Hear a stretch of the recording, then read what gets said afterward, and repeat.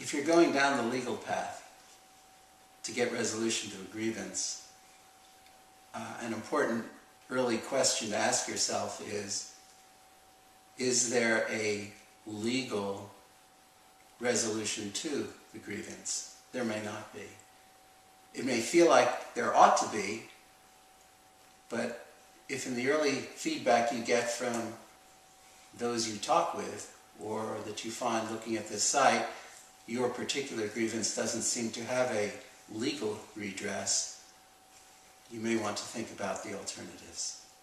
If you're going down the legal path, you've now reached a fork. Do you want to use the courts, or do you want to use alternative dispute resolution? For this purpose, at this time, we will take you just down the court path. The reason for that is because we have more direct access to information and information contributors to the court path. At some point, if you come back to this site, you may find there's quite a lot of stuff on an alternative dispute resolution path. But for this moment in time, we're taking you down the legal court path here and introducing you to things that you will find along the way. In 1999, the legal system, the civil legal system, had a massive overhaul, which is known as CPR 1999. CPR stands for Civil Procedure Rules. There shouldn't be anything that you come across in your legal journey that is not covered by CPR 1999. And clearly, all of CPR 1999 is on the internet, and the website, which I have used, is very clear and very easy to follow. Perhaps the key part of CPR 1999 is the overriding objectives.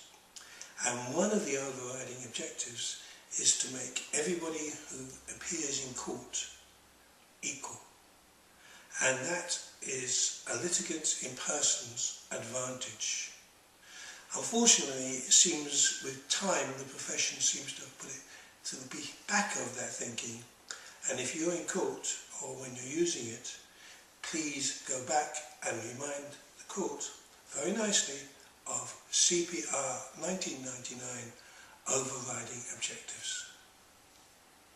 If you feel within the court that you're not getting a fair crack of the whip, and basically the opposing solicitor, the opposing barrister, or even the judge is not actually doing their function in accordance with CPR 1999, there are organisations that you can complain to.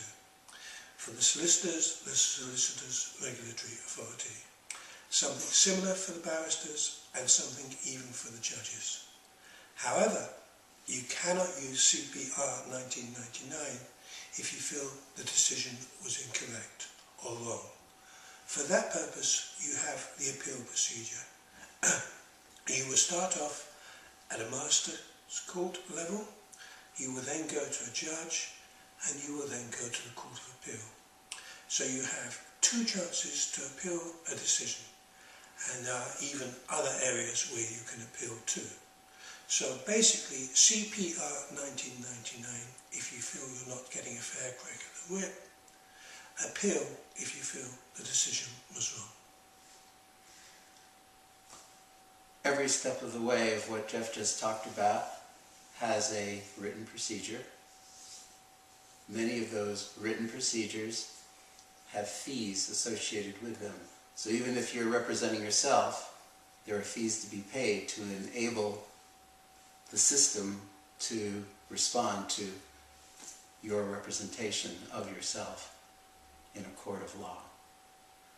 This site, with luck, will introduce you to and give you a heads up on virtually all of the procedures and the fees, either by direct reference or through links to sites that are updated by other organizations.